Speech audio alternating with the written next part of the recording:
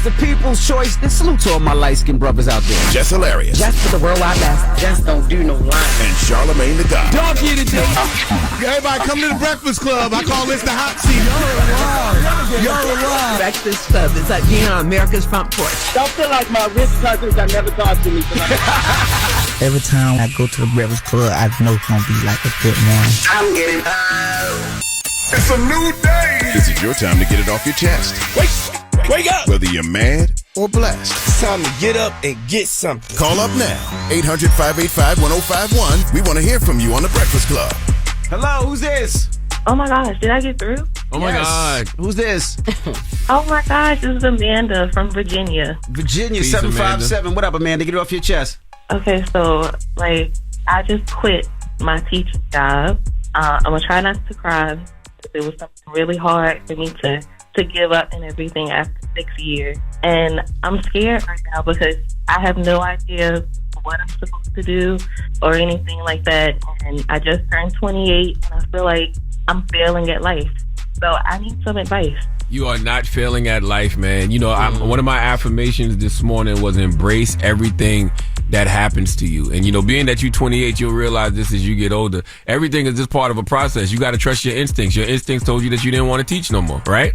Right. All right. Yeah. So my mental health is impacting so badly. Like, I was having panic attacks and everything. It's just, teaching is not what it used to be at all. And so I love the kids, used to love the profession, but I just felt so undervalued and unappreciated. Like, it was hard. So right now I'm up because I'm about to go Instacart and hopefully I'll make a little something until I figure things out. So and I think I just have to get that off my chest. That's what you should do. My mom is a public school teacher, or was a public school teacher, so I understand. I think that y'all are very underpaid, undervalued, and underappreciated. So thank you for your service as a teacher. But now you just got to pray and see where God is going to lead you next, because God is definitely telling you that you should be doing something else. You just got to. You probably already know what it is. You probably just scared to do it right now.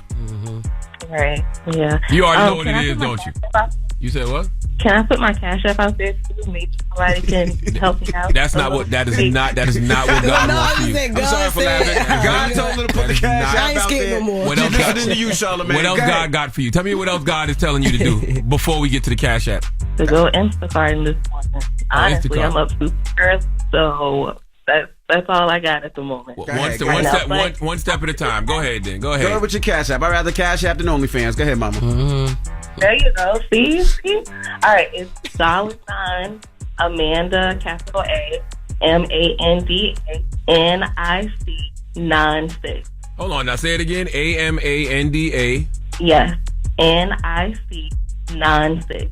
NIC 96. Oh, Amanda Nick 96. Amanda Chandler, that's you? Yes. You look like a school teacher. Oh.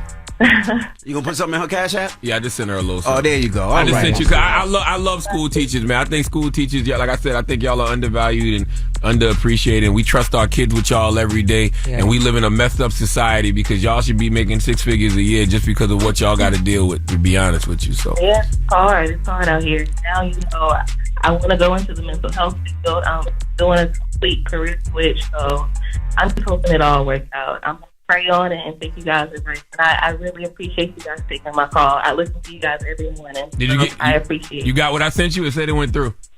Yes, it did. Thank you so much. I appreciate it. All right. No problem. Have a good one. day. Get it off your chest. 800-585-1051. If you need to vent, phone lines are wide open. It's The Breakfast Club. Good morning. The Breakfast Club. This is your time to get it off your chest, whether you're mad or blessed. We better have the same energy. We want to hear from you on The Breakfast Club. Hello, who's this? Good morning. This is Adrena. Hey, Good morning, Adrena. Get it off your chest, mama. I'm a little nervous, but I really want people to reach out to your friends and family. Check on them to make sure that they are okay. It's been almost 8 months since I lost my soulmate to suicide.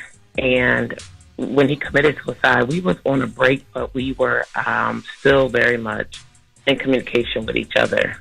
But I knew something was wrong, and my gut told me to go check, but my head said, no, don't do it.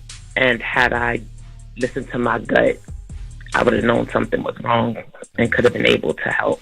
Also, with women and their children, when you have a man that wants to be in the lives of their kids, you shouldn't use the child as a pawn to get back, because no one never ever thought that he would commit suicide because of what was happening with his children. So I just want people to just be aware of those things. Absolutely. Yes, ma'am. Well, definitely sending you healing energy, Queen. Yes. Thank you. Absolutely. All right, Mama. Have a blessed day. You guys do the same. She's very heavy this morning. Crack a joke or something, Jess. Lord have mercy. So, ain't no damn character. You got some money? Hello, who's this? Hello, this is Blind Tommy. What's up, Blind Blind Tommy? Tommy. Get it off your chest. How y'all doing, man? Good. I'm mad because I'm a blind, broke comedian. So you got to pick one now. Which one you mad about? Being blind, being broke, or being a comedian? All three. Well, you should learn to see the bright side. Damn it. How you know you're broke? How you know people not just stealing your money? I ain't got no money to steal. Damn. I think you might be looking at this wrong. Were you born blind? Look at it. You don't look at it one way. I was blind 5 years ago. Oh, okay. So Oh, you a newly blind. You don't count. Damn. How'd you get blind, sir? Some fungus got in my system and they attacked my optic nerves. Damn. Sorry to hear that, brother. Have you learned any new skills? Has anything else strengthened? A little bit, but not that too much. Got you. Well, how can we help you this morning, brother? What can we do for you? Whatever. We'll see what we can do. Whatever it is. Damn. I'm Charlamagne. You know how people ask y'all for books? Charlamagne, can I get a book deal, man? Can I work for you? You want a book deal? Yeah. I'm gonna be honest with you. I'm interested in the story. I can't sit there and act like I wouldn't want to hear more of the story. What if he's talking about Braille books? Well, you want to write? No, I'm talking about regular books. You want to write the book, Jess. I hate this place this morning. I hate this place. Eddie, get my guy's information. I'm interested in hearing the story. I want to see if it might be a story there. You never know. Yeah. Hold on, Tommy, okay? All right. Hold on, Tommy. Get it off your chest. 800-585-1051. If you need to vent, hit us up now. It's The Breakfast Club. Good morning. The Breakfast Club.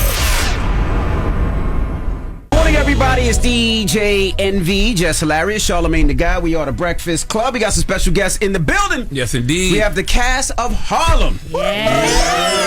Graced by his Megan Good, Shaniqua Shanday. Did I say your name? Your last name? Shanday. Jerry Johnson and Tyler Lepley. Welcome. Appreciate y'all. How y'all feeling this morning? Tired. Phenomenal. Amazing. Star-studded feel so good. Yes. We all like that. Say that again. Like that. A star-studded cast. First of all, how many of y'all live in LA? I want to make sure everybody's house is good, stuff like that. Thank you. Everybody good? Yeah, we good. Appreciate Thanks that, for bro. asking that. Okay. Let's get right into it. Harlem is back January 23rd on Amazon Prime, but sadly they say this is the last season. Yeah. Why? So many people watch it. So many people are into it. How do they just do it like that? Ask Amazon Prime or Universal. We're so sad. We're really, really sad. And I think everybody's super sad because we had so much story to tell. Mm-hmm. And so if we did have more seasons, the stories would have been so good. But they did such an amazing job truncating it, bringing it down into this final season. I think everybody's going to be happy. Yeah. And hopefully we get a movie. Okay. Movie. Did y'all know it was going to be the final season when y'all started taping? Did you know that already, or did y'all find out halfway through?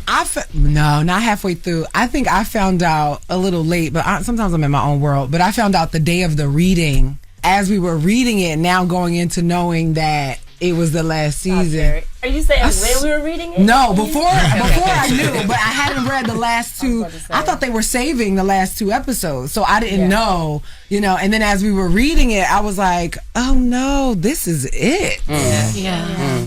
But y'all been doing a lot on the side as well. Y'all been engaged. I know. Y'all been having babies. Y'all been putting out music. Writing books. Y'all been doing a lot. It's true. Yeah. So how were y'all doing all of that on the side as well as taping this show? You know what's interesting is that as we've been taping the show, because we started, what year did we start? 2020. Okay, 2020, and then we got maybe 3 episodes in, then COVID happened, then we took a break, then we came back, then we had a year off, then we went through the strike and all these different things. But during the duration of all these things, we were experiencing life. We were having all kinds of life changes and having conversations in between, because not only are we, friends on the show, we're like sisters in real life, but also with Tracy, and then same with Tyler, that's our brother, that's our family. But each one of us, we're experiencing things that as Tracy spoke to us, she was like, well, what do you think about this? And what do you think about that? And I know you're on this journey, and, do you mind if I implement this and all of that? So much of it is actually mirrored in the show of what we were experiencing. So it kind of made it seamless in that way. And you have a specific story about that. But just everything, it feels like it was a part of our actual lives. So what's your story with that? No, so we were talking about this, but you know how Quinn goes through her depression journey in season 2. I did a lot of research on depression because it wasn't something I was personally dealing with at the time, but I wanted to reflect it in a very honest way. So went through that, did that research, and then I had the baby, and then I was diagnosed with severe postpartum depression. So even when I came on the show the last time, I was in the depths of that.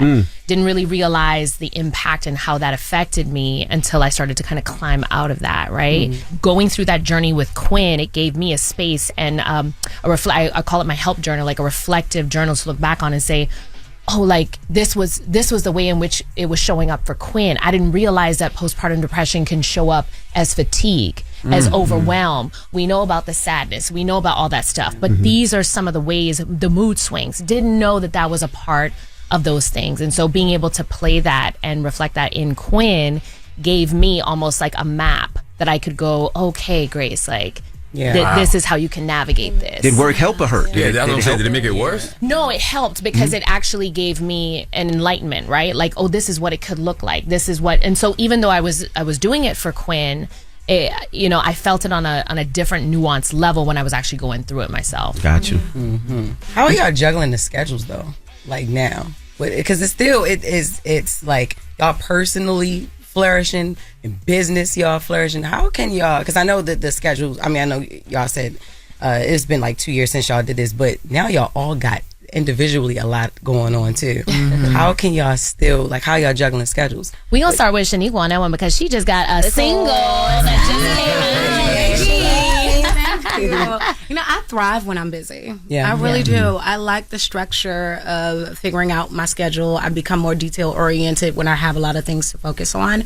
And I was very intentional about dropping Feel My Love, my new single, after ending season 2 with a engagement or proposal. And so I wanted to like balance that and have that come out at the same time as the show because I knew a lot of Harlem fans would be paying attention. But also just to like, maybe troll a little bit or make them question whether Angie would actually end up in this relationship because we don't get a yes or a no at the end of the season 2. Okay, so strategy. It could be anything. We're trying to have a rollout. Megan, you referred to them as your sisters and your brothers. Does that happen naturally? Because a lot of times, people want to keep things business. So does that just happen naturally, this bond? It happened completely organically. Okay. Like from the beginning, from day one, if I start with Shaniqua, like we were on FaceTime a few years prior and I had never met her before. And we just spoke and we talked about like, one day we're going to do a show together, and we touched and agreed on the camera of the FaceTime. And then literally years later, here we are both walking in, we're both testing and we're in the bathroom. And she's like, do you remember me? I was like, from where? And she told me and I was like, wait, what? And then we ended up praying and crying in the bathroom. And, there's that. And then literally with Tyler, it was just immediate, like, just family and just easy and organic. Same thing with Jerry. It was like, oh, okay, I feel like I've known her forever. Like I'm, And then with Grace, I called her. I was like, girl, she was like, don't tell me you getting ready to come in for Camille. We were friends. Like for years before that. So that was exciting. Yeah. Is that the norm on sex? No. It isn't always like that. Okay. And then you also, when it's going to be for women, you just never know what you're going to get. You hope that is the experience. But, and we had talked about this a few years prior, saying how it would be great if we got an opportunity to work on a show together. So when I called her and she was like, I can't believe I'm so excited. It was like you just knew that God was in it. And I have to say, for me, this has been the best professional experience that I've had in my entire career. Wow. It, in a way, it's the end of a chapter, but it's exciting because the way that we end the chapter, we're really, really proud of. And I think the audience is going to get everything that they want to get. But also, I think that we got what we want to get, outside of having a movie additionally. But it's better, I think, to move this way, where it's, you didn't stay for too long, but you gave everyone exactly what they wanted and needed. And I want to give Megan her props too, because she was a great leader in setting the culture of our set, and everybody who has come and guest starred, they've had a really great time. But we learned from Megan, from Grace, like it truly is a fun time, but also we decided early on that we were going to stick together throughout this situation. So nobody could say, well, this person was a difficult one, or this person was a this one, or this. Because if there was a problem, we all have the problem. Gotcha. If there was, we all have it, and we're on the Zoom calls or whatever, and you won't know where the source is because we didn't want it to be like somebody was pinpointed or somebody is. This one's personal. Yes. Right. Yes. And we promised each other that if somebody says something to one of us about the other one, we're not just going to take it at face value. We come into the source and saying, hey, did this really happen? That's my because people do like to like separate women and pin women against each other. And so I think it was really important for us to, and this is my second show. I mean, I was like 6 months out of grad school and I booked this show, and first time being the lead in something, and then to get to do it like this, which is for me, my manifestation, and to be like, oh wait, no, actually for me, this can be the norm of the experience, and y'all set the tone for that. So I thank you for being a great leader. All right, we have more with the cast of Harlem here. Megan Good, Tyler Lepley, Grace Byers, Shaniqua Shandai, and Jerry Johnson. When we come back, it's The Breakfast Club. Good morning. The Breakfast Club. Morning, everybody. It's DJ NV, Jess Hilarious, Charlamagne the Guy. We are The Breakfast Club. We're still kicking it with the cast of Harlem. Megan Good, Tyler Lepley, Grace Byers, Shaniqua Shandai, and Jerry Johnson. Charlamagne? Does acting allow y'all to just escape when you're dealing with all of these personal things? Now you can just go be somebody else for a few hours? It allows you to work through things. You know, past traumas, certain experiences, whether it's childhood, I mean, whatever it may be, it allows you to have a place to put it to good use, and for it to be something that someone else can watch or see and take from it and go, okay, that made me feel not alone, or that made me feel seen or understood. So I think in a way it's therapeutic. I don't know if it really allows us to escape. I get to each his own. I think escape gets a little dangerous. So do y'all allow yourselves to lose yourself in a row, or you don't you can't go there. You can't. Wow. Because that's, I think if we think about like some of our greats that have lost themselves and then we lost them. I think Heath Ledger. I was going to say that. Yeah. It's like when you go there, if you don't know how to unzip that character and step out in order to go home and not have that energy in your home, it gets crazy. But also the body doesn't know the difference sometimes. So when you're going deep into a character and you're not doing those things where you are separating when you get home, your body don't know the difference. So if my character is going crazy, if I'm playing the Joker and I'm really in there and I'm taking the Joker home with me, my body don't know that I'm not the Joker if I believe it enough. And so sometimes, it's good to be like, all right, I'm gonna give a cap on this. Like if I really gotta go there, I'm gonna go there for the 6 months I gotta go there, but I'm already planning all the things I need to plan, so that day I'm done, it's already set up for me to release this. Whether I'm going to the ocean, whether I'm wherever I am, whether all of my friends come to my house to remind me of who I am, I have to have something that reality sets me back to who I am, or it's gonna be on my spirit, and it's not gonna be good for me. Well, then, speaking of Jerry, where's Ty's head at after she found out she smashed the mother and the daughter? Now she just go back from real life to back. But she confused me there for a second. Because now she got to jump back into being Ty. Yes, that's crazy. That's crazy. To find out something like that is like, how do you even deal with that? And I think Ty decides. Because what does Ty really want? She's poly, she's single, she's open. I think even though Jerry is poly, she's greedy. But she's allowed to be. Listen, even though Jerry is poly, I wouldn't describe Ty as poly. Okay. I think Ty was really wanting something, but also probably in that moment being greedy because she was wanting something but having something else. And I think sometimes if my intention is commitment, then I have to go towards what that intention is. And if it's commitment towards one person and I'm letting my energy fly, of course I might end up with a daughter and a mother. I watched things you can end up with. I knew it was going on, and I was like, I was sick. Grace, how has motherhood changed you? I think what I did not expect was that I was fully prepared to be like, I'm ready to learn everything I can about motherhood and my child. I did not anticipate that I was going to also go on a journey to learn about myself. And so I had to face things about myself in order to ensure his well-being, right? So I had to go back to my own childhood, go back to the things that you know, that I didn't realize that I was like holding on to or dealing with, or like simple things like, you know, like being a recovering people pleaser. I can't do that with my child. I will be so depleted. I will not show up as the mother that I need to be. So how do I then organize in my mind, like, how do I prioritize myself for real?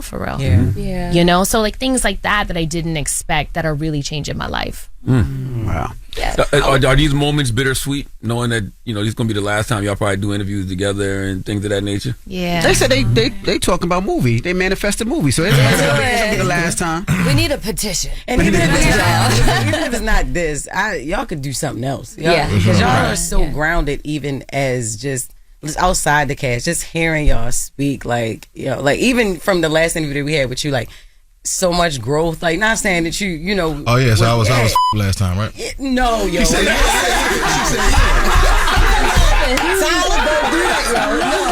said, yeah, well, not that, but y'all are just I don't know. It's zenful. It's tranquility. It's just a whole bunch. Y'all are very grounded as a cast. So thank you. I appreciate I look that. forward to seeing anything else. Not even don't have to be Harlem, or just, you know, y'all can write your own movie. I can direct it. We can just get it. Well, listen, we love you guys. Just do it from there.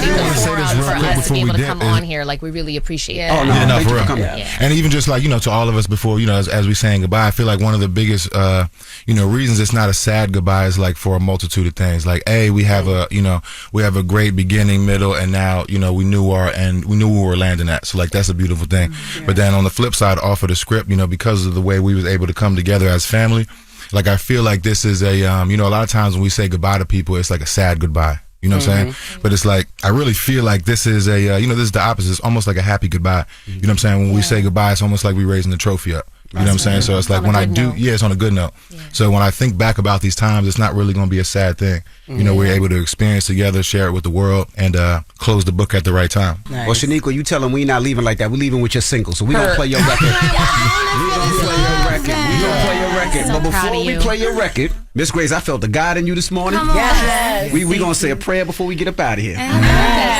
you want me to say the prayer? Or you going to say the prayer? No, I'm not saying it. I'm God is good, God is great. Thank you for the food we eat. So I'm going to let you do this prayer. Ain't no dinner on the table. He do that. All right, let's do it. Join hands. Let's do it. Thank you. Dear Heavenly Father, thank you so much for this time together, Lord. We ask that you bless the Breakfast Club, Lord. Yes. We ask that you bless their minds, their hearts, their words. Dear Father, thank you for a forum like this, Lord, that we're able to galvanize as one, that we're able to come together in truth and honesty, in love, and just celebrate amazing Black work, Lord.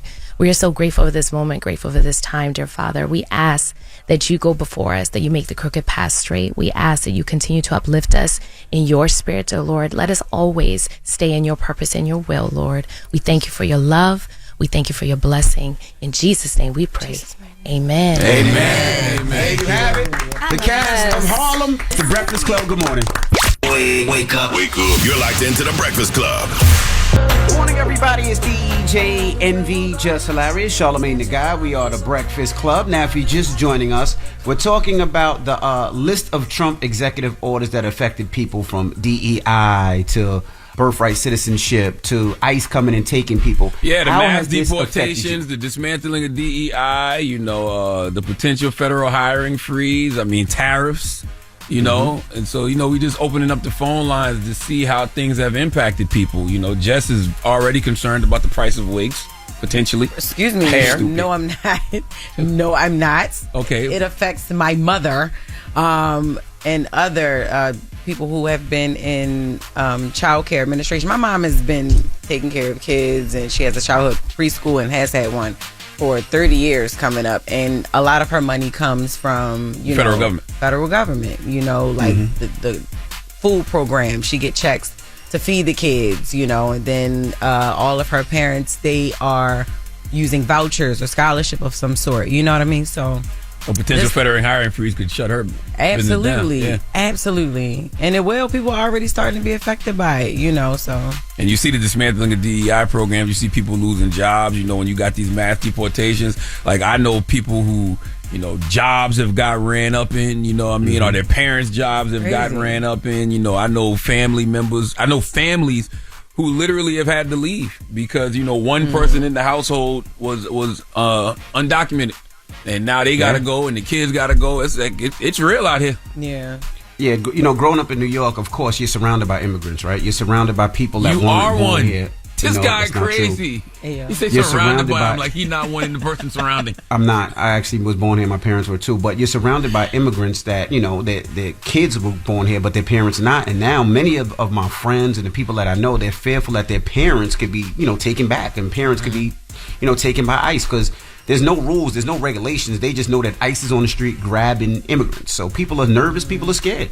Are you an anchor baby? My parents were born here, sir. My grandparents were born here, and I was born here, sir. Prove it. Let me see your Try birth saying that certificate. when ICE come and snatch you up. That's gonna be crazy. I'm scared to take my daughter outside to this day. I'm like, Jesus. Damn. Yes, for real. They might think I'm harboring one of them. Chris Chris legal though, right? Yeah, he is, but Molly, She didn't say that confidently. look like she more questioned than her father. People be like, oh, where you get that baby from? And if I just got her by myself, I look like a nanny. Not so it's I don't know. It's crazy. Well, for the people who don't know, your baby daddy is Mexican. Yes. Half Mexican. Yes, half Mexican. His mom straight up Mexican. His father black. So, and my daughter, she looks straight Mexican. Like, oh my god. I think you should stop saying that. You might get a knock. What part? Hello. You stupid. I said Let's go to the phone line. You might get a knock, Hey, Jess. Crazy. I'm scared. Hello, who's this? This is Dr. Allen. Hey, Dr. Allen, where you calling from? I'm from 75, but I'm in Indianapolis now. Okay. How have Trump's executive orders impacted you thus far? Absolutely. So I am a director for diversity and cultural inclusion for Engineering Research Center. So through the National Science Foundation, they pretty much stopped all of my ability to spend money. I built programs like EV programs for high school students. They told me I could not take no more students to Washington, D.C. and we had an upcoming conference for them to present their research. Wow. I have about $300,000 in funding that I can no longer touch because I work in DEI. They told me literally I couldn't spend no money because my proposal said I was working with marginalized students. And that is discrimination by another name. When you're saying that I can't work with students because they're from marginalized backgrounds, but if it was a white student, I could go ahead and continue with my work. This discrimination by another name. And so I have another about $5 million in additional funding that I have sent in there for review that they probably not just going to throw out now. And this is money that's going to our students, our low-income students, our underrepresented students, to make sure that we get skills and help our students continue to grow, go to college, get scholarships, and we can no longer touch that money. They are literally trying to prevent us from growing our communities and be able to do the things that we need to do, all because they don't want us to be as successful as we could be. And it is very sickening. How do we combat that? How do we combat it? How do we combat it? Or can we? Well, a few things that we have to do is we have to put pressure on our elected officials. The Democrats have to be able to get off their fingers and actually do something. This should not be a process for them to be able to discriminate by another name. There should be some type of lawsuit that let them say, "Hey, you all have not developed any criteria for what is considered DEI. You all are just looking for anything that says black or brown, underrepresented, marginalized, low income, and that is discrimination." There needs to be some folks that are doing something in the legal arena. There needs to be folks that are doing something in the political arena, and we also need to start thinking about how do we make sure that we're not hamstrung the next time one of these oligarchs or somebody comes in and wants to take over power like this. We need to be able to make sure that we're self-sufficient, sustainable, and figure out ways in which you can do that. I totally agree, man. The ill part about it is there are, guardrails and tools that Democrats can use, but, we just keep getting all these statements about norms and faith in institutions. Bro, them institutions are done. Okay? These people are playing by a different set of rules. They need to figure it out. Let's go to another caller. Hello, who's this? Hello, good morning. They deported him just that fast. That his name was my Julio. God. His name was Julio. They're driving off with him right now. Hello, who's this? Imagine. Hi, good morning. This is Erica calling from Fort Lauderdale. Good morning. Erica, how are We're you? talking about Trump's executive orders. How has it affected you at all? I mean, honestly, you guys, let's be real. Men lie, women lie, numbers don't. America voted for Trump. I don't understand now why did everybody so uproar about what's going on when they were clearly wrong. multiple times, over and over. The Biden administration let us know about 2025. Nobody didn't care. I don't know why is everybody up or down. We have won. Ma'am, you're absolutely right. But what that got to do with his executive orders impacting people? It was expected. It was forthcoming. Yes. There's nothing you can do about it if you voted him in office. But have they impacted you? That's the question. At this point, Charlamagne, I'm going to be honest with you. Right now, it's prayers I'll do it. Psalm 91, Psalm 23, Psalm 121. Kamala 21. All everybody can do is pray and seek with God with everything that's going on right now. All right. Thank you, Mama. What is she saying? She's She gonna be deported? Y'all did it to yourselves. That's what she said. Y'all voted for him. She didn't answer the question. She basically just said that y'all did it What to was she yourselves. quoting? Bible scriptures? Yes. She on her way somewhere too. I ain't even understand. I'm like, oh Lord. And I understand what she's saying, but that's not the question Yeah. we're asking. The question we're asking is how has his executive orders impacted people? Because what I would like to start hearing is solutions. Like I would like to start hearing, how we can combat some of these things. Yeah. But how can we, right? Because he's the president. He put these orders into play. This is his house right now, right? But so he's is doing there- things. So is- how do we stop that? How do we defend that? How do we combat that? How? Is there any way like something can happen locally? Like, because even with my mom saying, with my mom being affected, and then the caller who just called up and said like they're gonna cut her child care benefits. She's a full-time working mom. Like, is there something we can do? Like the mayors, the governors, like. I know he signed these orders, but there's no way. Like, can we tackle it locally? There's tools and guardrails that these people have at their disposal to try to slow down some of this stuff. But they got to have the strength to use them. The Democrats are a party of cowards. They're leaderless right now. You know what I mean? Man. But they are guardrails in place. All right. Well, we gotta. This is gonna be a never-ending conversation, by the way. Y'all do know that, right? Yeah. But that's It why just feels weird because when you look at Biden and him being in office in the last 4 years and what he's done, and then you look at Trump being so aggressive and doing everything that he wanted to do and not apologizing for it and just doing it, basically saying, I told y'all what I was going to do. If you don't like it, middle finger. And then you look at the last 4 years and look at Biden was just so nice and just trying to be the nice guy. It just really makes you upset, Yeah, for sure. All right. Well, is there a moral to the story at all? the moral of the story is this is going to be a never-ending conversation, but that's what the Breakfast Club is here for. The Breakfast Club is here to have those conversations, okay? And we'll bring in people way smarter than us to tell us what these guardrails are and what these tools are, that they can use to try to slow some of this stuff down. All right. It's the Breakfast Club. Good morning. The Breakfast Club.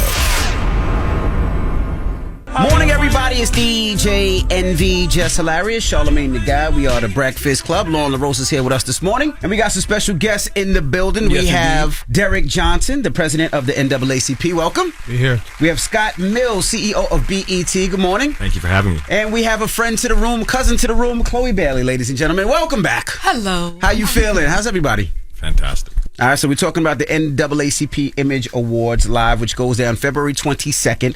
And you guys have released some of the nominations, and you're about to tell us who's going to be the host. Actually, we're not yet disclosing them. Oh, okay, I tried. We're happy to share other things. We assuming it's Chloe since she's here. She's here. Press run. Y'all got her on the press run. There you go. Well, it's hard to be both a nominee and a host. So That is correct. It's a first for everything. there you go. Why are you with them, Chloe? Like, why are you with them? Why are you with them people? We're family. We are definitely family. You know, growing up as well, Sis and I, we would go and sing a lot of Yes. times at, the events in Florida several times and things like that. And it was just really special to be a part of this today with Praise This, the movie I did with Will Packer, winning last year.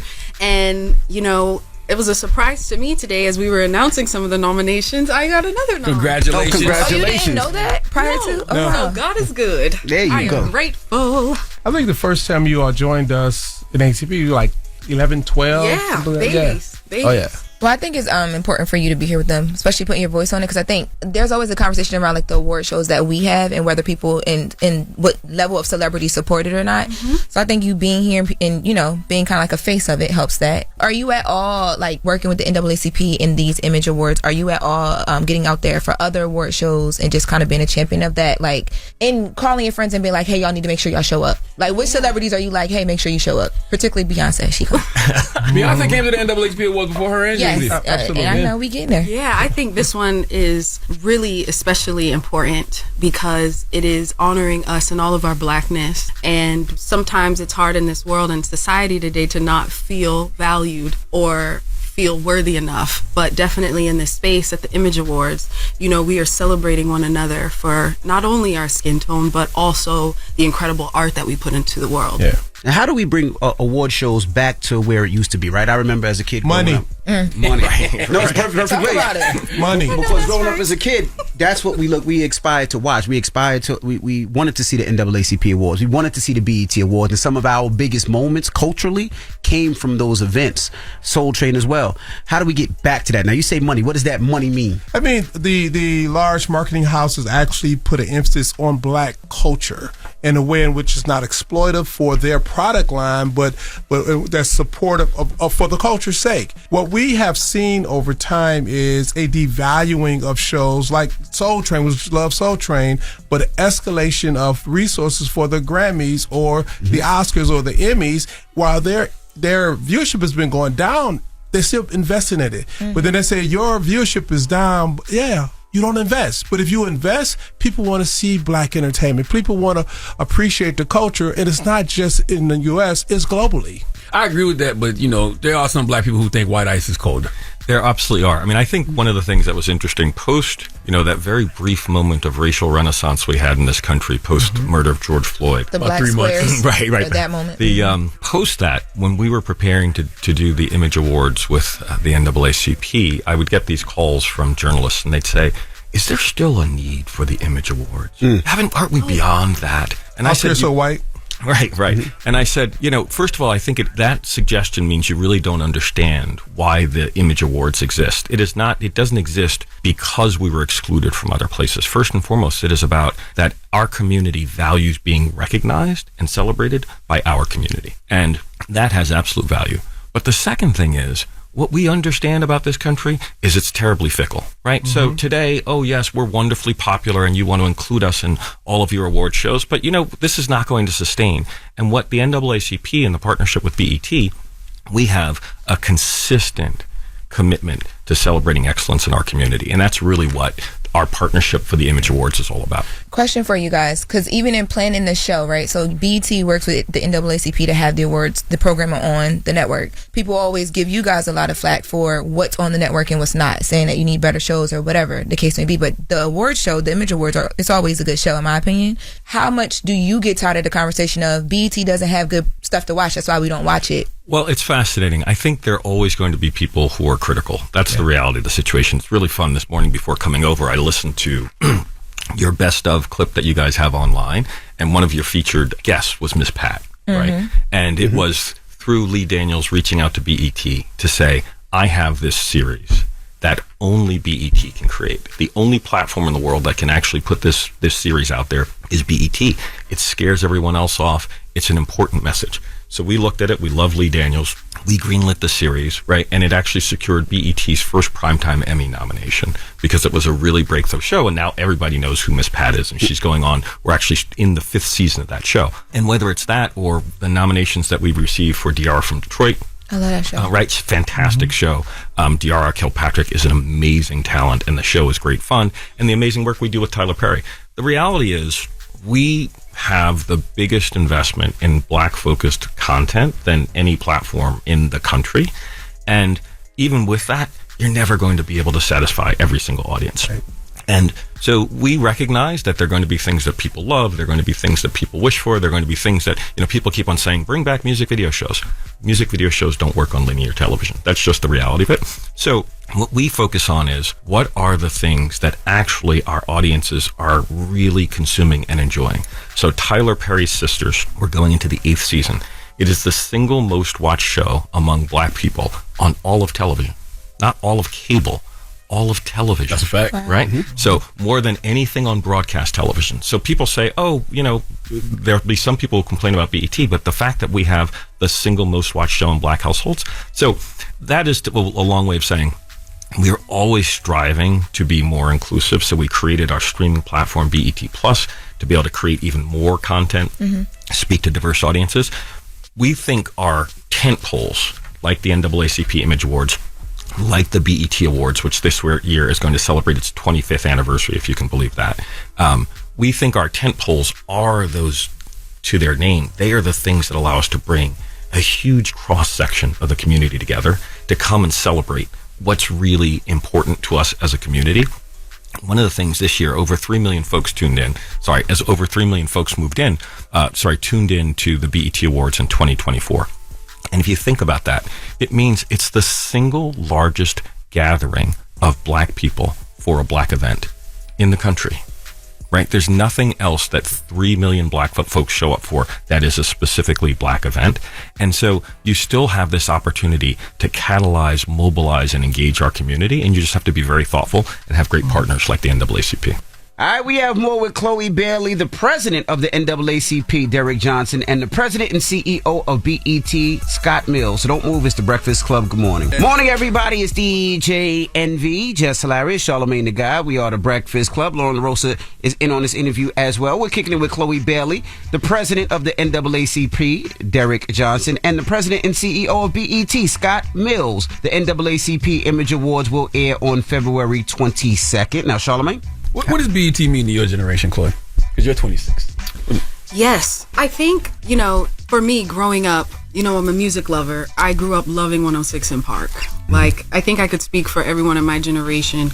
I know certain things go into a lot, but that was like the show for me to be inspired, to get excited. Like, that was it. Like, I'd run home from school and that's what I'd put on. So I was used to seeing people who looked like me who were succeeding in a field that I wanted to succeed in one day. So BET has always had a special place in my heart, especially think of all the groundbreaking performances. Like, when Beyonce had her incredible performance on there. Yeah.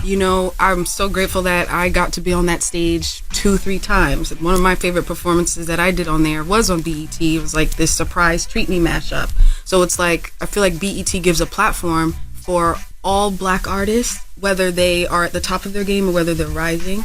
And I think it's really special to have that support. So when you hear that, Scott, what do you think? First, CEO. So I love it. And one of the things that we focus on is we understand people love 106 in Park, right? And so the fact that it doesn't work as a linear television show doesn't mean 106 in Park is over, because we can bring 106 in Park back as a podcast. We can bring 106 in Park back as a digital experience.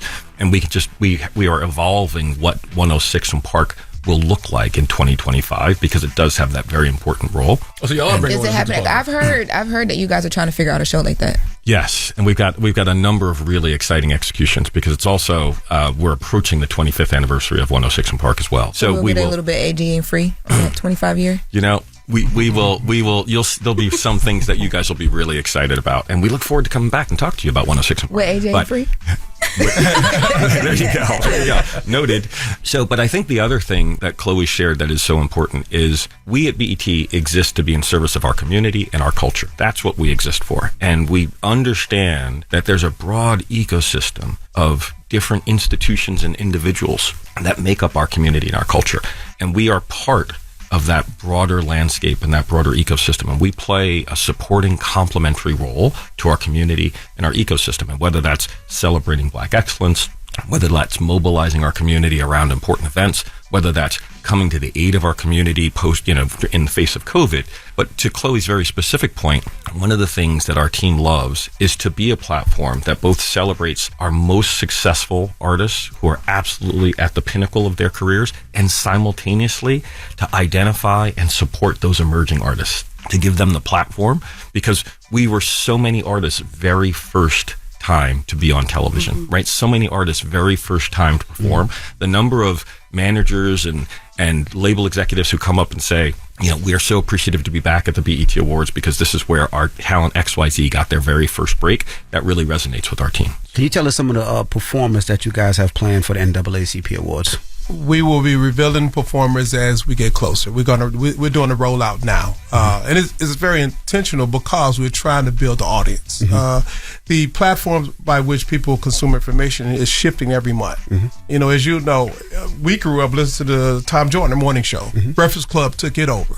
Well, quite frankly, there's going to be a podcast to take over Breakfast Club, and so we're 160. Whoa. What's happening here? First of all, Breakfast Club did not take over Tom Joyner. Tom Joyner retired on his own accord. No. I'm talking about audience. He's talking about audience. No, but it's two different audiences. Tom Joyner was urban, adult, contemporary. He catered to the 25-54 demo. We came around 18 to 24. And the Breakfast Club is a podcast, not just a podcast. We're the #1 black podcast in the world and have been for 8-9 years. You're doing everything perfect, but somebody gonna do it better later. Is that gonna be next month they come up, or is it gonna be next year? You're doing everything perfect. Why do we do that as black people? I don't know. You started that. So we're here now. We need something to replace something. Why all of these things can't coexist as one? It can coexist, but I'm responding to the tone. And the tone is we have legacy organizations. We have media companies that have been a flagpole in our community. We have a show we're on now where the podcast has been excellent. We had other shows that sunsetted. It is a part of the ecosystem of who we are as a community, and we should meet people where they are. Well, who's replaced the NAACP, Derrick? That's a good question. Are they ready? That's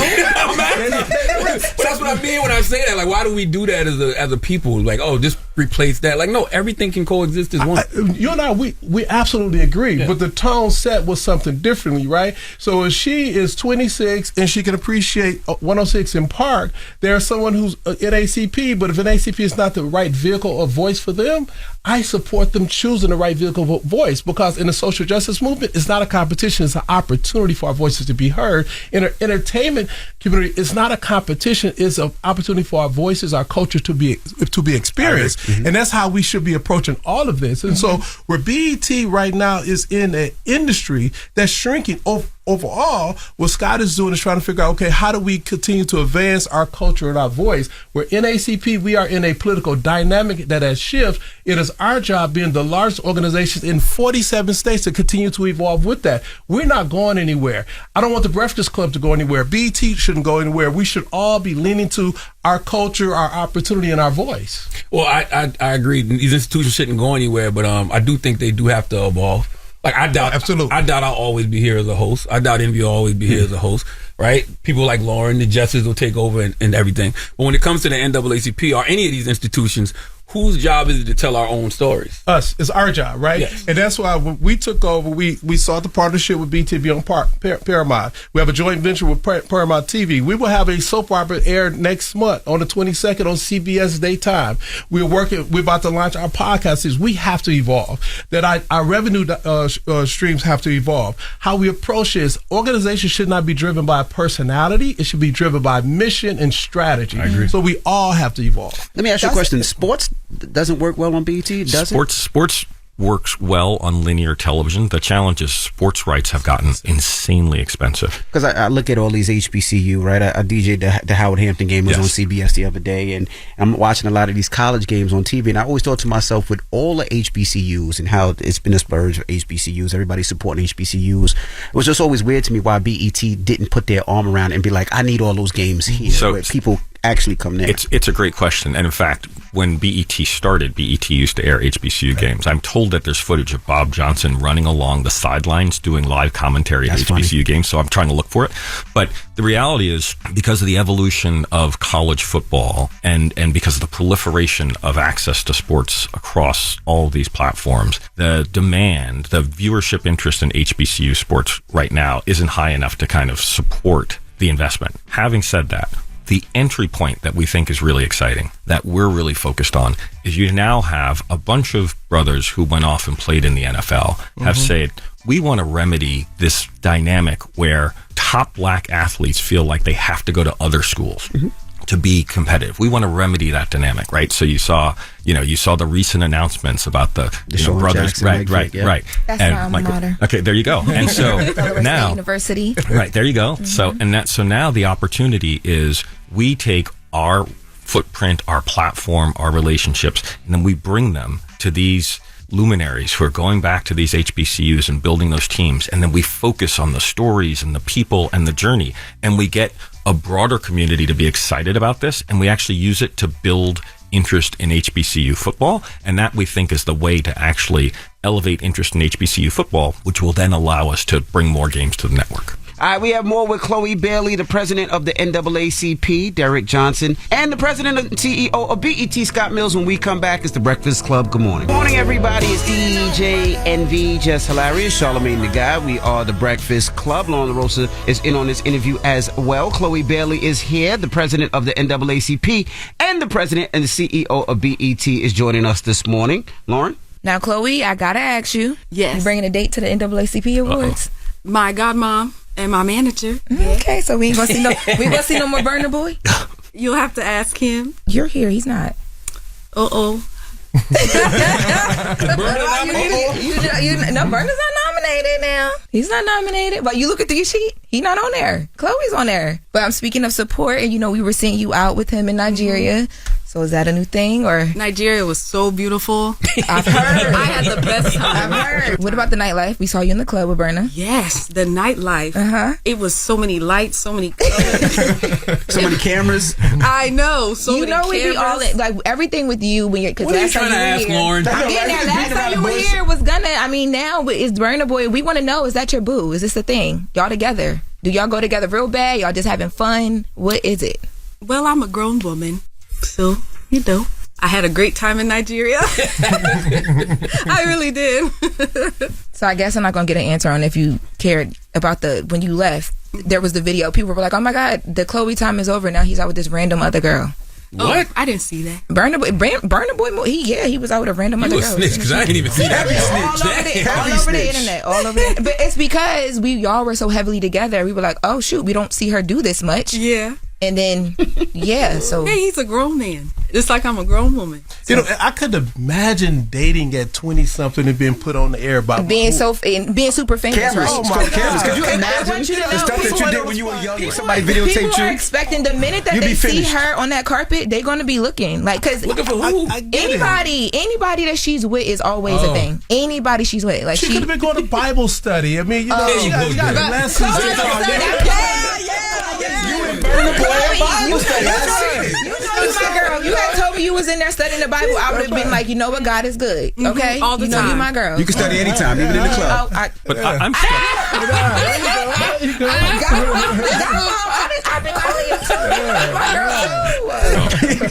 when I got my pen, I have the questions that I'll be wanting to know. I don't think Godmama done gave you that look. Keep it up. Twice. No, me and Godmama, behind the scenes, Godmama got me before, so I love her.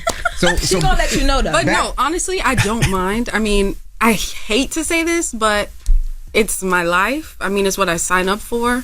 So I can only expect it. It's just about how I handle it, how I handle myself. So I don't think it should ever be pissiness towards the people who ask me.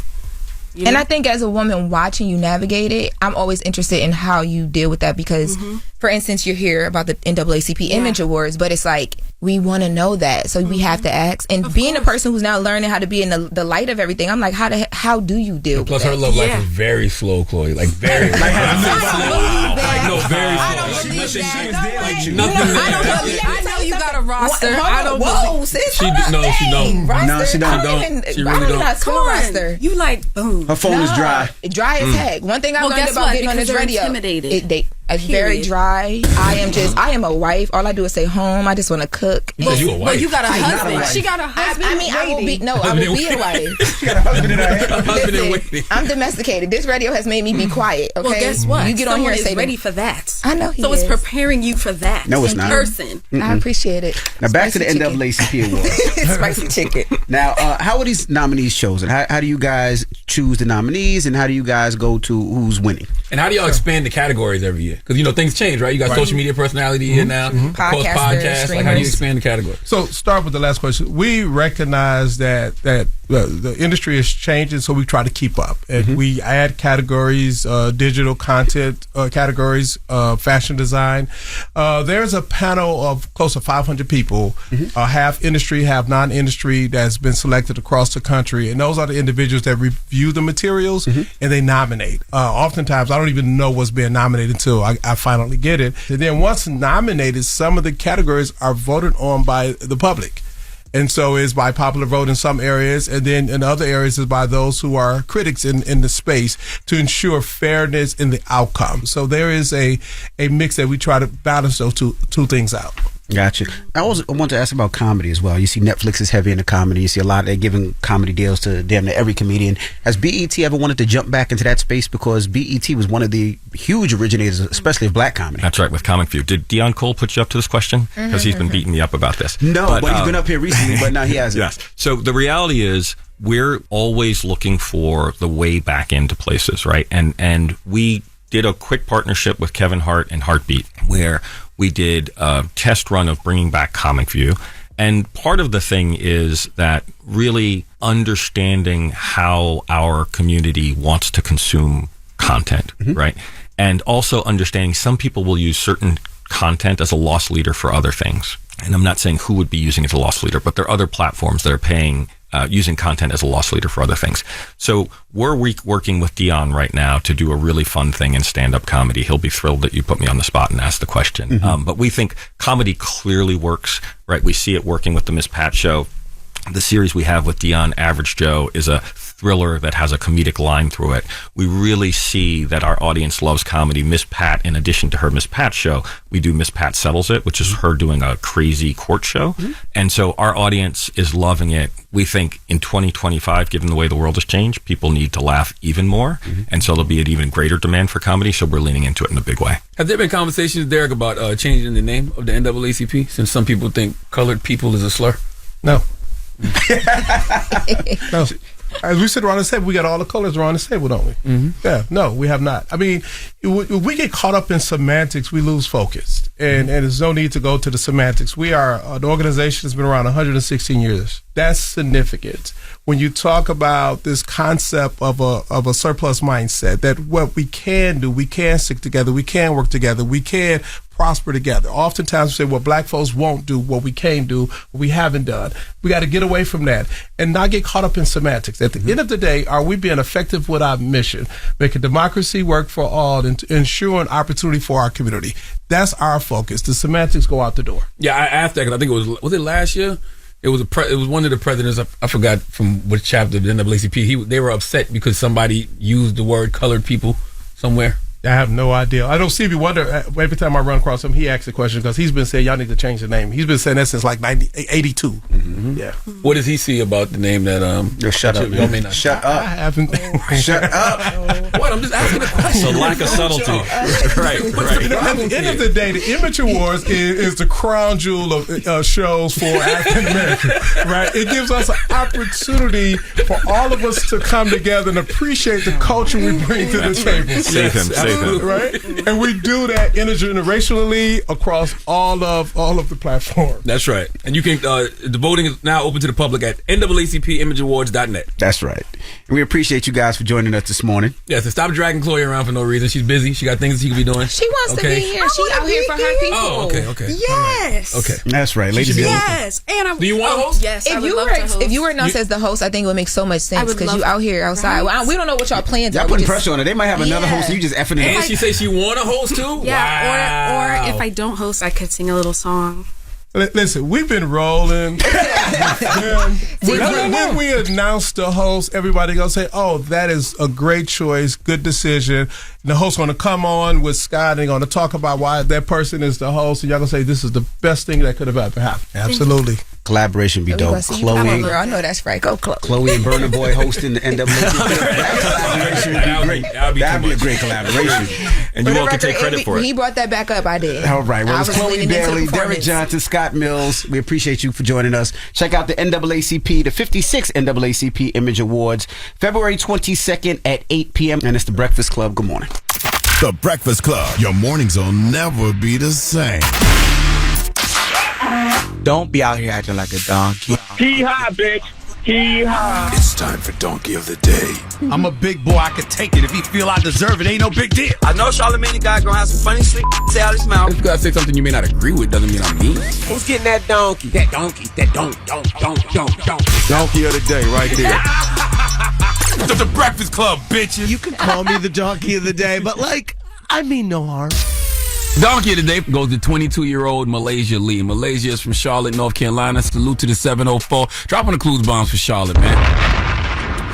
One of the reasons that I have chosen to be a mental health advocate is because I want us as humans to learn how to control our emotions. Easier said than done, I know, but today's donkey is a prime example of it's not what happens to you, but how you react to it that matters. That's why, going to do that internal work on yourself matters.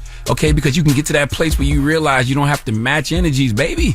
And you realize you don't have to take everything personally, because as Don Miguel Ruiz says in one of my favorite books, The Four Agreements, whatever happens around you, don't take it personally. Nothing other people do is because of you. It is because of themselves. Malaysia could have used that advice. See, she could have used that second agreement because Malaysia was an employee at Wendy's in the 704. And according to store managers, a 31-year-old homeless man named Alejandro Romero Santos came in the restaurant requesting free food. Okay, the news report said he was homeless, so clearly he wasn't having the best day. After the manager provided him with a cup of water, Santos allegedly used the cup to fill it up with soda instead.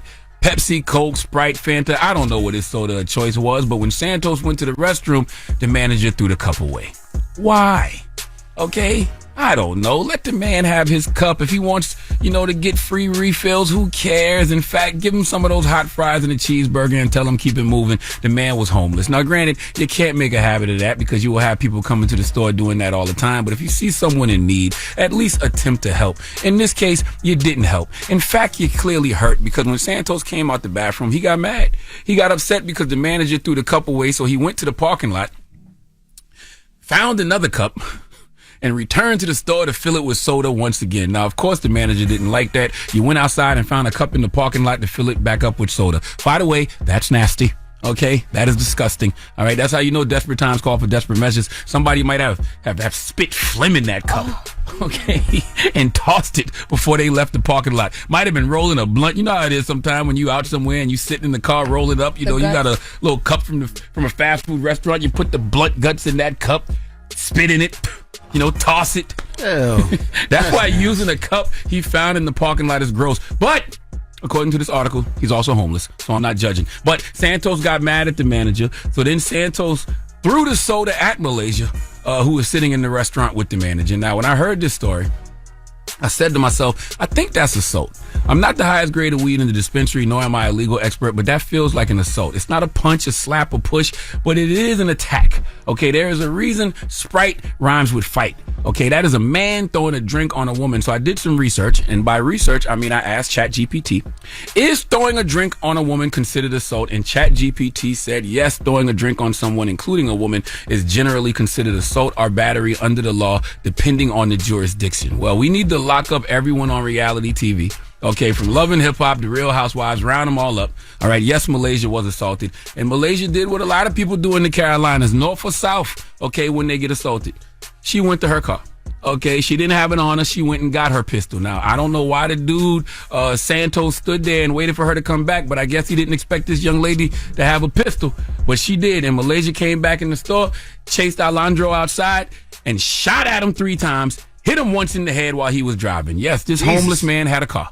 Okay, and Malaysia shot the car up and hit him in the head, and she was charged with assault with a deadly weapon with intent to kill and discharging a firearm into occupied property. And she's in custody at the Mecklenburg County Jail under a $250,000 bond. Now, I tell you folks all the time, you cannot tell someone how to react. Okay, I might push you and your response might be to pull out a gun and pop me. Well, guess what? I shouldn't have pushed you. There is cause and effect to everything. But your Uncle Charla also tells you that when faced with certain situations, you have to start doing jail math in your head.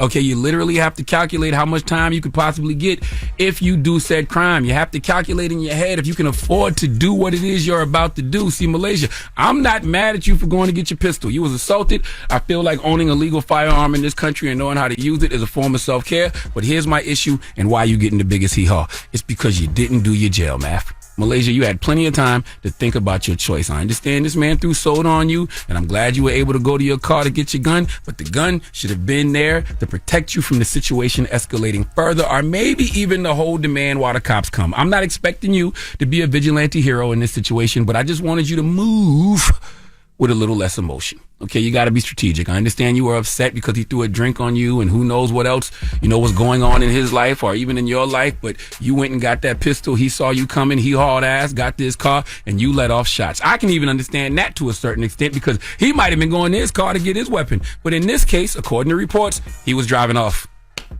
Let him go. I know hindsight is 20/20, and it's easy for me to say because I wasn't in the situation. But let him go.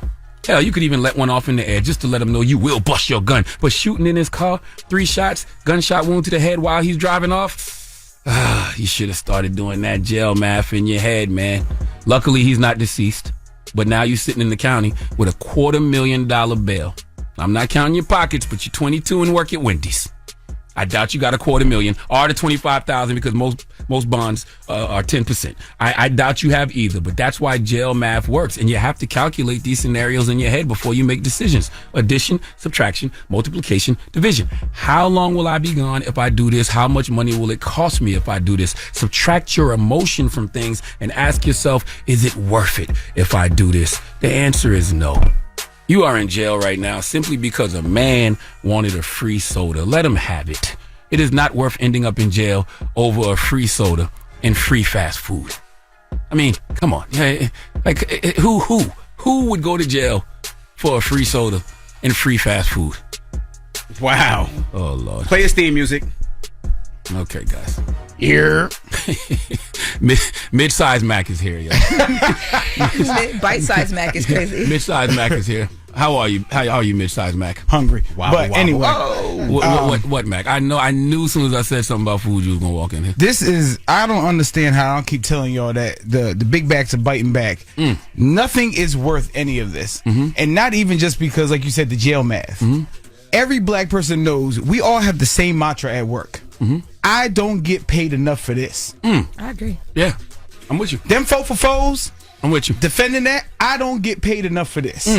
You want to steal from Home Depot? I don't get paid enough for this. You got to you just got to tell yourself in the back of your mind constantly because that will prevent you from having to do the jail math. So even if they throw the food on you or the soda on you, you still like. Well, I'm the wrong person to ask that. Somebody throw food at me and like, you know what I mean? It's a party. You know? Open your mouth. It's a game. What else you got? You know what I'm saying? Yo. Please give Malaysia Lee the biggest hee-haw.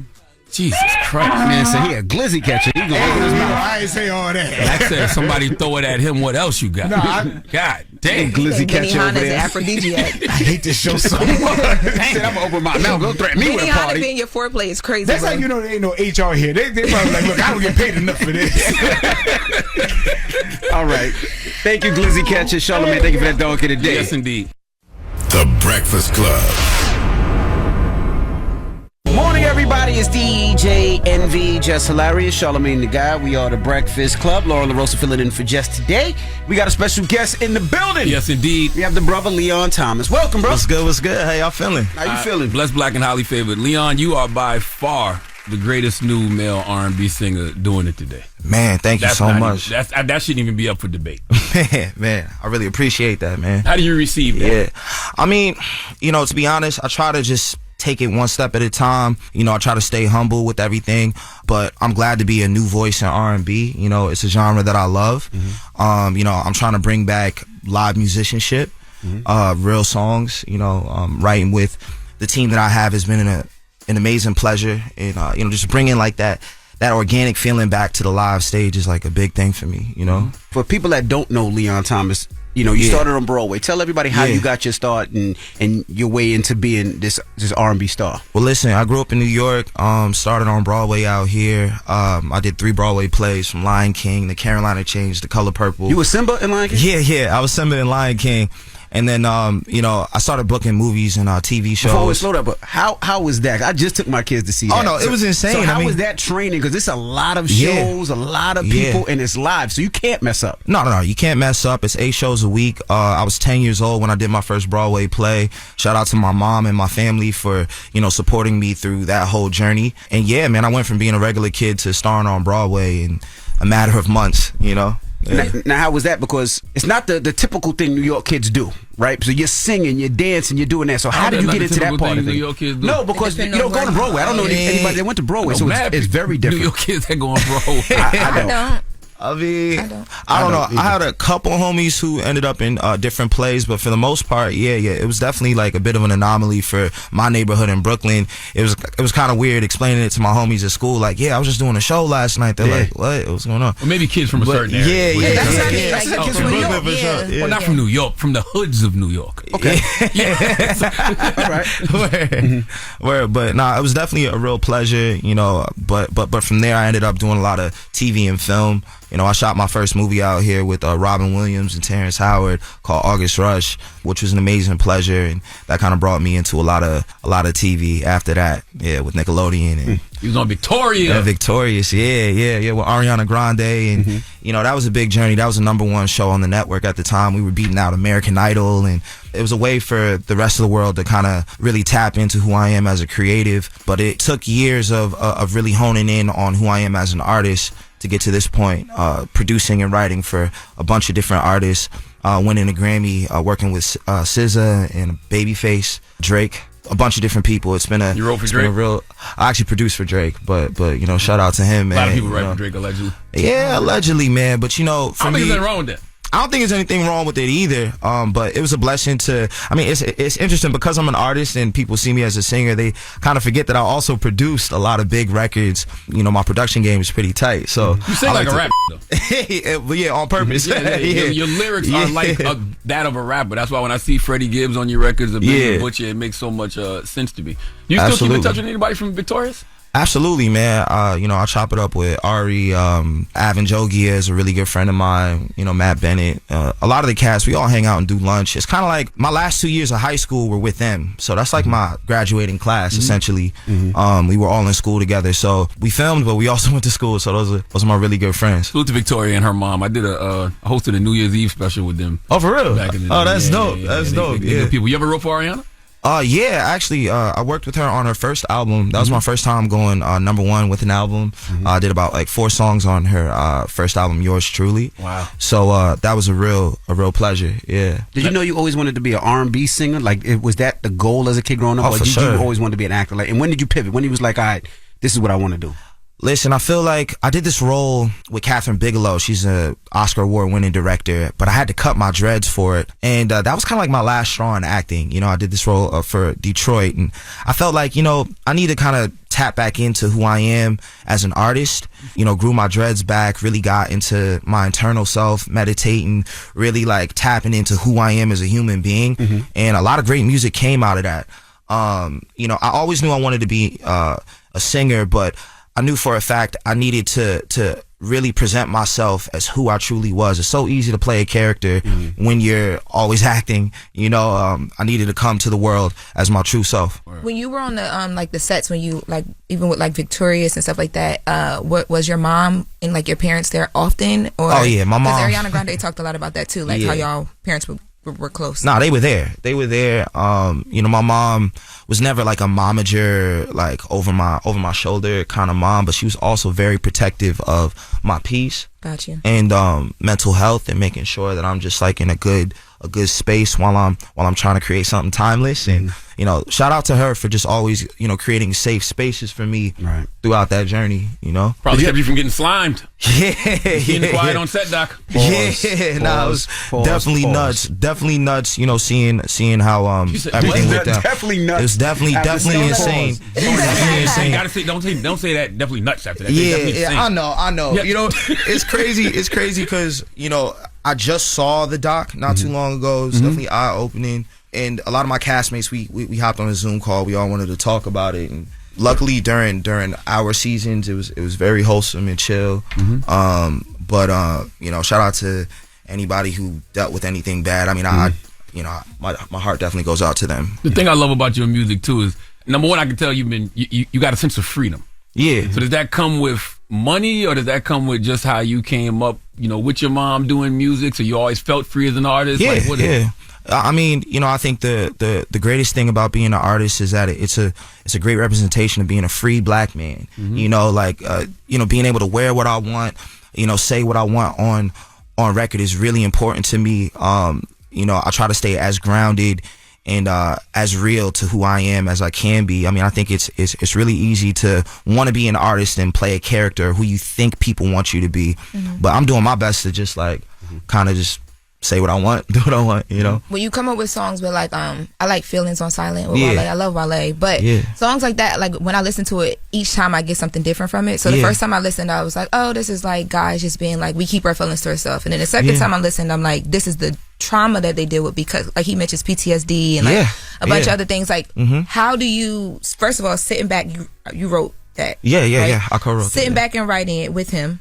How do you be like, okay, here's all the things that we want people to get when they hear this, or do you guys just write and whatever people get, they get? Like, were you dealing with something yourself then, or? You know, the way I wrote that record was really interesting. I was in Italy, actually. I was working with Ye and Ty Dolla $ign on the Vultures 1 project, and I just had some lyrics kind of, you know, bubbling up in my head. But I think it was one of those moments that it was just kind of stream of consciousness. I didn't really think too hard on my sections. That was like my second take that you're hearing there. It wasn't like me like kind of really punching in a bunch of different ideas. It was just kind of flowing. And when Wale heard it, that was probably the hardest verse to get, because we did probably get him back outside, because we did like 5 sessions to get that one verse. But yo, he's so talented, and seeing how he crafted his verse, I mean, he would do like 5 bars at a time. And he really cared about the poetry of it all. And it's why I really respect him as an artist. He's just a true lyricist. All right, we got more with Leon Thomas when we come back. Don't move. It's the Breakfast Club. Good morning. Morning, everybody. It's DJ NV, Jess Hilarious, Charlamagne the Guy. We are the Breakfast Club. Lauren LaRosa joined us for this Leon Thomas interview. Of course, Leon Thomas is a singer, songwriter, producer, and actor. His album, Mutt, is out right now. And we got to congratulate you because you got a Grammy for your record with SZA. We tell everybody that we helped with that because we played Snooze every morning, 4 times a morning. Did. 6 a.m. Yeah, 6 a.m. But you wrote Snooze? No, I produced on Snooze, man. Yo, first of all, let's clear this up. Shout out to SZA for writing that record. We were producing in a separate room, and she heard the instrumental and was like, yo, what is that? And you know, there is something that I do where I like take my voice and I chop it up like a sample, because clearing samples is really expensive and cuts into the publishing. So rather than like actually doing a sample, I'll just, you know, sing a little something, right? So she really liked that, and then took it into the other room and wrote an amazing song. And being a part of the production on that with Babyface, legendary Babyface, was a true pleasure, man. I mean, it was a real journey to see that song go from like a crowd favorite to a Grammy Award winning R&B song, man. That was definitely life changing for me. You got a production team, right? The Rascals? Yeah, the Rascals. Me and Chris Tynes, man. We've been working together since we were like 18. So it's really cool to see the growth. I mean, we started off, you know, a little shaky when it came to production, but it's nice to see us, you know, really develop into the producers we are now. We had great mentors, man. You have such big moments, like even before that and during that. But it's like, I don't know, like when do you feel like things started like to click finally, where people were like, oh shoot, Leon, like we get it now? It's really interesting. I like to call it the Drake effect. When I was working with Drake, all of a sudden label executives who have known me for years were like, yeah, I think you could be an artist, you know? And I was like, all right, okay. So I kind of peeped that and I said, okay, well, let's start kind of building this out. But I knew I wanted that same formula that Drake had with Lil Wayne, and you know, working with Ty Dolla $ign was a really smart move. Not only because he's just an amazing artist, but because it was just nice to have a mentor who had done it already. So he's just like kind of like, yo, try this, make sure the look has this, or you know, even when it came to the music, like here's how you really format an album. And I'm definitely doing a lot of studying. You know, shout out to Ty Dolla $ign for sure. He definitely, you know, saw something in me that a lot of label executives were not sure about, and it's cool to see it developing. How did you in real time? How did you and Ty Dolla $ign meet? I was actually working on his album as a producer on featuring Ty Dolla $ign. I was like one of, I think, 9 producers on a song with Kanye and Thundercat and a bunch of other people. 9 producers on one record? Yeah, because it's like, was like when it was like 0.5. Like I was just there, added a this or that, a vocal and like some bass or something. But he had everybody play like their unreleased records, and I played him some of my first album as like demos. And Ty was like, yo, you're really tight, you know, as an artist. He was like, man. And he was originally trying to record one of the songs that I had, but I was like, nah, I want you to feature on it. And over the years, we became really good friends. I was working with him a lot, and just kind of developed into into a whole situation with Sean Barron. Sean Barron is the guy who officially like put it all together with Easy Money and Motown. Is it tough navigating because people are getting to know you now and everybody's falling in love with your music now, and like you have such a close association with Drake, you have to like pick and choose where you go musically and what you do musically with who? You know, honestly, she's asking, can you work with Kendrick Lamar if you wanted to? Yeah. I know that's what she's asking. I mean, the way I really look at it is just like on a political level. I make R&B, you know, obviously I make hip hop too, but I'm really focused on my artist journey. So I mean, Kendrick is such a huge artist. I don't really foresee us working together in the near future. And even with Drake, you know, I still want to take my steps to really build on my own 2 feet as an artist. Right. So I'm doing what I have to do right now to really like grow my own business. Touring is a big thing for me. I'm really focused on that. I'm hitting the road all this year and working on more records. So I mean, shout out to everybody, but I'm definitely focused on me. How old were you when you realized Vibes Don't Lie? One of my favorite records. Thanks, how old were man. you when you first realized Vibes Don't Lie? I think that was definitely early 20s. I think LA is filled with facades and people who are pretending to be something they aren't. People who move from their hometown and create a whole new persona. So I think for me, just really studying folks, especially a lot of the women you deal with out there, you know, it's really important to study their actions and not their words. I love the fact that you are encouraging women to keep their healthy. Yes, I am.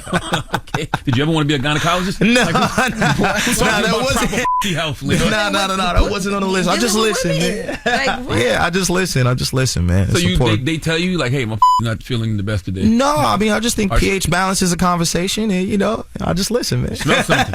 Smell something. That's what it was. Smell something. That's what it was. Because you was very, very specific. You said she only drink water. She keep that healthy. Yeah. They said on Twitter you be talking crazy like that, but you sing it so people can't be mad about it. Can't really so when like. you had that conversation in real life with your home, like you're not your homegirl. Nah, shorty, honestly, like, you know what? I'm just big on shock value. I think songs, especially R&B songs, have gotten a bit not boring, but I think we've kind of already hit the golden era of R&B. So I'm just finding new ways to make people's ears, perk up and their minds move. I think social media and podcasts are really interesting to me. You know, these phone mics bring out so many conversations. And I think as an R&B artist, I want to find ways to let that live on the record. And it doesn't always have to be like verbatim of what I'm going through in real life. I think it's important to create the drama, you know. I kind of see music as, you know, script and a score. So sometimes the records are just like really good dramatizations of like what I'm seeing in You've the world. You've encountered some unhealthy vaginas, don't lie. I was gonna say, so you never I think had that everybody, conversation? But like how does that go for you like now? I mean, I don't think it's now really or like women expecting you to be like, all right, here's the check. Like, how do you? Because you got the songs, like they're there. Yeah. You know, I definitely got the songs, but I think it's just important to be honest with your partner. You know, communicate. But I think it's a pretty interesting conversation. I try to stay out of if I don't have to. You know what I'm saying? You ever did the earwax test? No, I don't even know what that is, man. You putting me on right now. What's an earwax test? Dig in your ear a little bit. There's a little wax on it. Put a little pinky. Put the pinky inside her. Hold on. What is that? She got something. What? That's right. As healthy as it should be. Be honest, if you listen to him, you're going to catch a disease. Yo, that's insane. Ladies, you should do it on yourself. I don't know where he got First off, that from. anybody who's letting you do that is nuts. That's some South Carolina That's insane. backroads thing that they do. It doesn't. I do not try that. Nah, that's Ginger ale wild. works. That doesn't. Like, Ginger ale. Y'all never heard? Your mom never told you like, you got stomachache, go drink ginger ale? We ain't talking about stomach aches. We talking about I'm pH just balance saying, being black off. people think ginger ale cure everything, not earwax. Don't listen to him. Yo, this is the last thing I thought I'd be talking about. Your mom ain't pH saying balance. that. Put ginger ale on your vagina. That's why you single. Anybody else ever heard? Y'all never heard that. That's why you single. That's why you single. I don't know how y'all grew up. My grandma used to be like, go get some ginger ale and lay down. Wow. About everything. Yeah. No. We love ginger ale around here. Did your therapist really tell you that you're too detached, or is that just something you tell women so you don't commit? Nah, I think you know, that bar for me. I have a co-writer, Busy Crook, and he lives in Miami. Great rapper. That was a bar that came from him. He's very deep into therapy, but I'm glad that we talked about it on record because I mean it's something that I definitely did try out over the pandemic, and it's something that I actually really respect you a lot for championing. You know, thank you, brother. But yeah, that was a bar from Busy, but I thought it was important to add in there. You know. Don't try to blame Busy now. Nah, I mean, that's my co-writer. Shout out to him. You know what I'm saying? Like we write a lot of our songs together, and I really respect a lot of the perspectives he brings to a lot of my poignant records. He has some great bars. Can we get into a song of that? What you want to hear? That would be amazing. Yo, let's play Yes It Is. That would be really cool. All right, well, let's get into the record right now. It's Yes It Is, and we got more with Leon Thomas when we come back. It's The Breakfast Club. Good morning. Good morning, everybody. It's DJ NV, Jess Hilarious, Charlamagne the Guy. We are The Breakfast Club. Lauren LaRosa is joining us on this interview, and we're still kicking it with Leon Thomas. Lauren? On for Dancing with when I listen to Dancing with the Demons, do you ever get like Miguel references sometimes? Absolutely. Yeah, because I was listening and I'm like, oh my gosh, like I wonder if like that, like are y'all? Do you know him? Yeah, that's like my big bro. We actually did a movie together. He was in Detroit, the one I had to cut my hair for. He was an amazing mentor for me for some years. That bridge between R&B and rock and roll, he's traveled across that bridge many a time. I definitely look up to him when it comes to that. And for me, because I play multiple instruments, I definitely try to just embody a lot of that energy. But I think we both have the same influences as well. I agree with Lauren on that. Miguel, to me, before you, was the last great male R&B singer. To me, I'm just talking about the new guys. I'm not talking about the OG legends. Yeah. I'm talking about he was the last one to me, and I felt the same way when I heard Dancing with the Demons. I feel like you're talking to yourself on that record, though. You said you can't seem to save yourself, never learn to ask for help, going out all night searching for a feeling. So what have you learned to ask for help? It's but I thought, because I took it as like it wasn't talking about a woman at some point. Well, I mean, it's interesting for me. Like that record, when I wrote it in 2 different days. The first day, I was, microdosing on shrooms, so it's a bit of a haze. The next day, I listened to it and I was like, man, this is really poignant stuff. I mean, it's just really talking about being up all night and searching for a feeling, and it's trying to fill voids. I feel like, as when you're in your single journey, you can try to fill a void with a stranger, and that's not always very healthy. But fun. It could be fun. It could be fun for sure. But and then especially when you're in the limelight, the second verse is more so talking about being in the limelight and trying to fill voids. Nobody really talks about the darkness that comes with the flashing lights. And that record was very deep and very personal for me. I'm glad that people resonate with it. Now you talk about microdosing on shrooms. Yeah. Where does that put your mind? And do you always do that to produce and write? Nah. I mean, I think for this album, it was an interesting opportunity to kind of unplug. I mean, I wasn't doing as many shows around that time too, so it was really helpful to kind of just get into my own head and try to figure out who I am. I definitely did a lot of manifesting, a lot of just like writing down who I wanted to be as a human being around that time, a lot of journaling, and looking back at that season in my life, it was a journey for me to evolve into who I am right now. I wouldn't suggest people just go super crazy on shrooms or anything, but I think microdosing, a small amount could be healthy if you're trying to just find yourself, and at that time I was trying to find myself, Yeah, I've microdosed. I've macrodosed too. You said you were trying to find yourself. Did you find yourself? Yeah, but I mean, I feel like that's a constant journey. That's like the whole part of finding yourself. You realize it never stops because we're always evolving, but it's great that I was able to do it through music. That was like a version of musical therapy for me, and I'm glad that people are resonating with it, I love how you're normalizing dogs on Mutt. Not I'm not a dog anymore, but there is a young, unhealed version of me that would have really appreciated that record, because you make it sound so fun. And it's almost like women are just gonna bring you in, like, oh, Brent, come in, you stray dog. Let me domesticate you. Nah, I mean, I was really just documenting what I saw. Cut it out. But nah.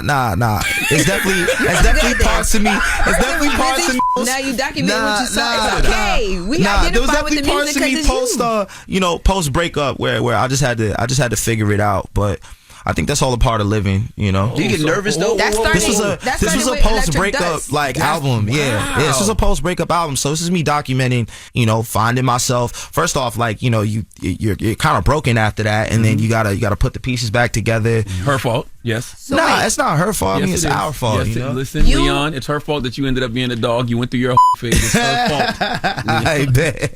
I think it's very commendable too that on the song "Safe Place," you let the person you're dealing with know this isn't a safe place. Yeah. What inspired that? I mean, I think knowing that I wasn't necessarily ready to settle down, I think that conversation definitely came up a lot during, I guess you would call it my phase. You know, just understanding like, yo, I'm not trying to settle down. This is a fun place. You know, this is a time period where I'm just figuring me out. Work is crazy. It's hectic. You know, and I think having that conversation was important to, like you said, just avoid people not understanding what it was at the time. But are you that honest in person though? Because you're honest in music. But it's difficult to be face to face with somebody and be like, it's very difficult. You know, I really try my best to be as honest as I can. But yeah, those are hard conversations, man. You know, I can't sit here and say I've always done it right or I'm perfect or anything, but I try to be like real. You know, I try to explain myself, but even when you explain yourself, sometimes wires get crossed, you know, so unpacking it and communicating, you know, is an important thing later on. Yeah, don't no woman want to hear that after she just let you hit raw. Yeah, it's not. Has a woman ever said that to you when you were trying to like create like all right, maybe this is like a thing, and she's like, yo, I like you, but I don't want to do that to you. Yeah, actually, yeah. In my early 20s, I was talking to this amazing artist, and yeah, she was just like, listen, baby, this ain't a safe place kind of thing. You know? Anybody we know now? She's like, nah, I don't think you guys tear it up a little bit. Yeah, no. It was all good for me. I mean, at that point, your shades all fogging up. I ain't gonna lie. You tear it up a little bit. But yeah, you know, it was definitely a realization for me. I was like, oh, it can happen on that side too. I was like 20, maybe 21. You know, oh, you cried in the car. Yeah. So I was like real young and kind of, you know, green. Like, oh, okay, all right, bet, cool. So you all looking for a relationship now? If the right person. Yeah. I'm definitely in that mode right now. You dating? Would you date other like artists, celebrities, or do you like? How does that work? Are you doing it's that? It's just right hectic. I mean, you kind of inviting the media into your life, like the one safe place you have. But I mean, who knows? If I really catch a vibe with somebody who happens to be I mean, I don't really care about that side of things. You know, I've been in the game a long time. I've met some beautiful women who are amazing artists, but it's just about the human being, and it can be tough to really build something if both of your schedules are super hectic. So I don't know. I don't want to ask a question too about the another record on Far Fetched. Yeah, you said because we was having a big conversation this week about tricking, because you know Skip Bayless allegedly offered somebody $1.5 million. Oh my God! And you say paid for my mistakes in Benzes and diamonds, $250 fronted like you was my artist, 5 G's just across the Atlantic. We sat in silence for almost 2 hours. Yeah, that's a horrible vacation. $250,000. Yeah, Benzes and diamonds. Well, listen, when I wrote that record, it was not for me. That was not a joint that I was originally going to use for me. It was for somebody really famous and really rich, but I just love the way it sounded. And I was like, well, you know what? I love to speak in a world where I can actually afford that. Why not? Let's manifest that.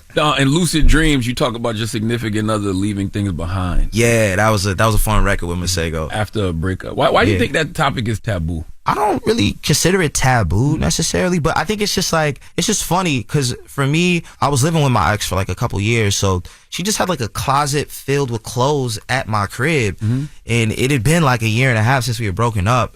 So we were in the studio talking about different things. The guitarist and producer on that song, Freaky Rob, his girl left a flat screen at the house that he had to use to watch Netflix. So he was like, man, when is she going to take this flat screen? And, you know, Masego also had a similar situation like that at his crib with the couch. So we were all just kind of using all of our different experiences, putting it into a song, and, you know, just locking it in. It's different when it's closed, though. Yeah, did you cleared out the closet? Yeah, definitely right? clears out cleared out the closet. Wait, did you move out of the apartment, or you just cleared out the closet? Nah, I'm still at the crib. Okay. You know what I mean? Still at the crib. You know, there's definitely a certain interior design choices I'm gonna switch up soon, but this is like real recent. Yeah. All right, the album is out right now. Make sure you pick it up, and we appreciate you for joining us, man. Thank you so much for having me, man. It's a big opportunity. Thank you so much. It's Leon Thomas. The album Mud is out now, and it's The Breakfast Club. Good morning. Morning, everybody. It's DJ NV, Jess Hilarious, Charlamagne the Guy. We are The Breakfast Club. It's Black History Month. What we doing today, Charlamagne? Yes, you know, every day during Black History Month, my guy BDaht puts out a podcast called I Didn't Know, Maybe You Didn't Either on the Black Effect iHeartRadio podcast network. And today he's going to tell you about Marion Sims. Once hailed as the father of modern gynecology, he built his legacy on exploiting enslaved black women without anesthesia, turning medical progress into a horrifying practice. Let's listen. I didn't know. J. Marion Sims. He developed life-saving medical techniques back in the 1800s, but the way he did it, wild. He experimented on enslaved black women without anesthesia. Like, hey, I'm about to cut you open, all right? But don't worry, you'll be fine, because you blacks don't feel pain quite like I do.